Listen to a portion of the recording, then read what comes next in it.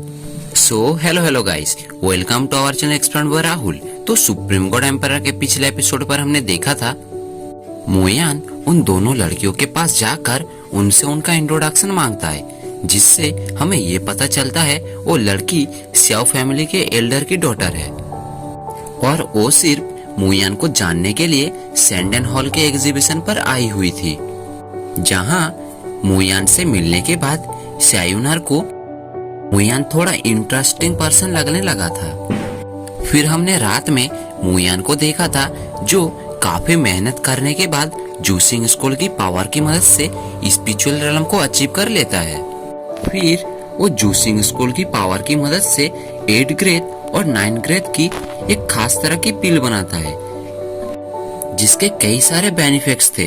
अब आगे तो नेक्स्ट एपिसोड की स्टार्टिंग पे हम देखते हैं साओमिंग साओ फैमिली के एक मेडिटेशन रूम पर बैठकर एक पील को बाहर निकालता है। अब उस पील को देखकर उसे याद आता है उसके ग्रैंडफादर ने उससे कहा था, तुम्हारे हाथ में जो पील है वो 3rd ग्रेड की ऑयलिंग पील है। इस पील को खाने से यह तुम्हारी बॉडी की सभी सेल्स को एक्टिवेट कर देगा, जिससे तुम पहले से भी कई गुना ज्यादा ताकतवर हो जाओगे। पर इस पील को तुम तभी खाना जब तुम्हारे पास कोई दूसरा ऑप्शन ना हो। अब प्रेजेंट टाइम में साओमिंग बोलता है, मोयान, आज मैं अपने ग्रैंडफादर को ये साबित करूंगा तुम मेरे ओपोनेंट कभी भी नहीं बन सकते और ना ही तुम मुझसे कभी भी ज्यादा ताकतवर थे, और आज तुम मरने के लिए तैयार हो जाओ। फिर वो उस पील को खा लेता है। अब हमें दिखाया जाता है उस पील को खाने की वजह से उसके बॉडी से काफी ज्यादा हाई एनर्जी प्रोड्यूस हो रहा है। फिर सीन शिफ्ट होता है और हमें मू फैमिली के अंदर दिखाया जाता है, जहां मू फैमिली के हेड बैठकर बुक पढ़ रहे थे। अब वहां पर मोयान आकर उनसे कहता है, मैं आपसे कुछ पूछना चाहता हूँ। मोयान के डैड कहते हैं, हाँ पूछो। मोयान बोलता है, बेयुन सिटी के 4 मेजर फैमिलीज के सबसे स्ट्रॉन्गेस्ट वॉरियर कौन है? अब इस बात को सुनकर मोयान के डैड कहते हैं, बेयुन सिटी के 4 बिग फैमिलीज में से स्ट्रॉन्गेस्ट वॉरियर हैं एक हमारी मू फैमिली के हेड यानी मैं। पर कई सालों से मैं एक ही स्पिरिचुअल गैप रेलम के 5th लेवल पर अटका हुआ हूँ, पर इससे हमारे क्लैन को कोई फर्क ही नहीं पड़ता और ना ही किसी को मेरी कल्टीवेशन को लेकर कोई परवाह है। और डियाओ फैमिली के हेड और वांग फैमिली के हेड तो कई सालों से हमारे सेक्ट पर कब्जा करने की कोशिश कर रहे हैं, और अगर लाओ क्वींस फैमिली हमें सपोर्ट नहीं करती तो कब का हमारा फैमिली डियाओ फैमिली या वांग फैमिली के कब्जे में आ जाता। दोस्तों, आपके मन में जरूर ये सवाल आ रहा होगा, आखिर ये डियाओ क्वींस फैमिली कौन सी फैमिली है? ये फैमिली कोई और नहीं बल्कि क्वीन मिंगवा की फैमिली है, और आज इन्हीं की सपोर्ट की वजह से मू फैमिली अब तक टिकी हुई है। अब वहाँ पर मोयान बोलता है, डैड आप तो मुझ पर यकीन करते हैं ना? मेरे पास कुछ पोटियंस पील है और मैंने बस इन पील्स पर थोड़े से चेंजेस किया है, और मुझे लगता है ये आपके कल्टीवेशन पर हेल्प करने के लिए सबसे बेस्ट पील है। ये सुनकर मोयान के डैड काफी खुश होते हैं और मोयान से उस पील को ले लेते हैं।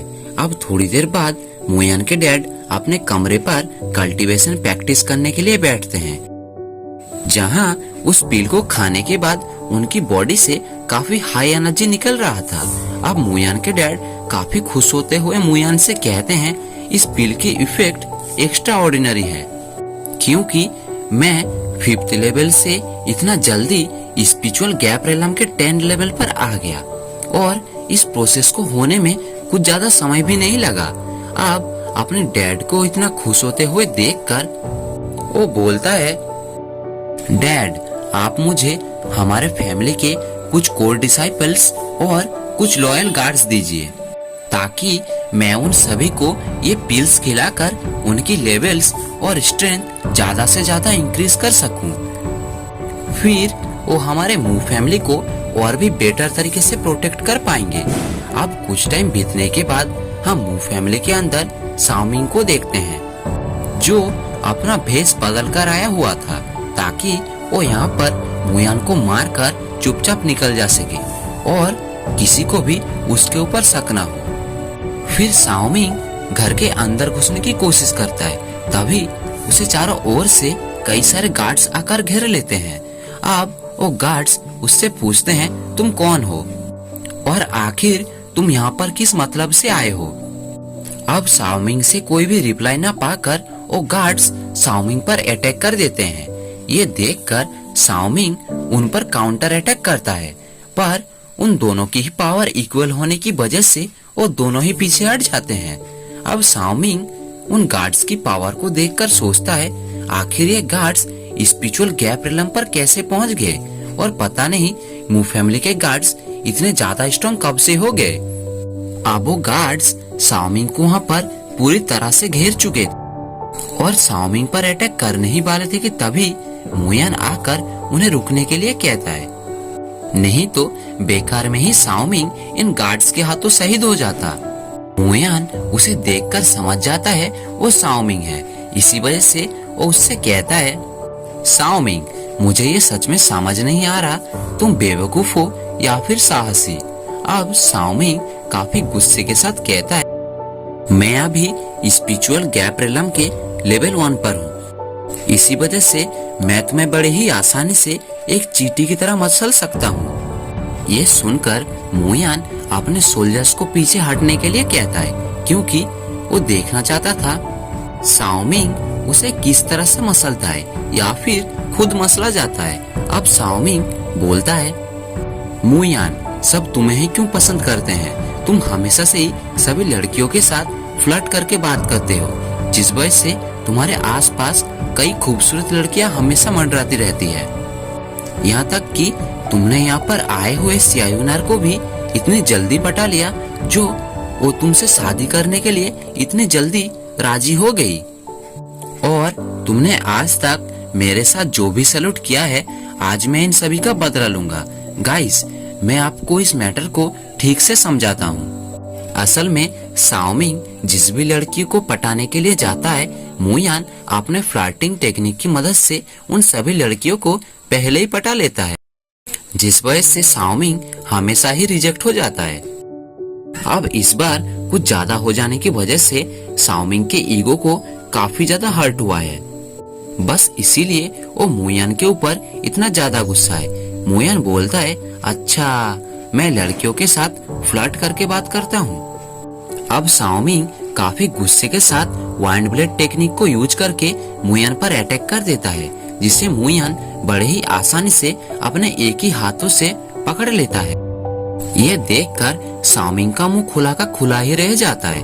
अब मुयान उसे काफी जोर से पंच मारता है, जिससे वो काफी पीछे चला जाता है। अब वो मुयान की इस पावर को देखकर बोलता है, मैं स्पिरिचुअल गैप रिलम के फर्स्ट लेवल पर हूँ और तुम 8th रिलम के 9th लेवल पर हो, तो तुम मुझे कैसे बराबरी की टक्कर दे सकते हो।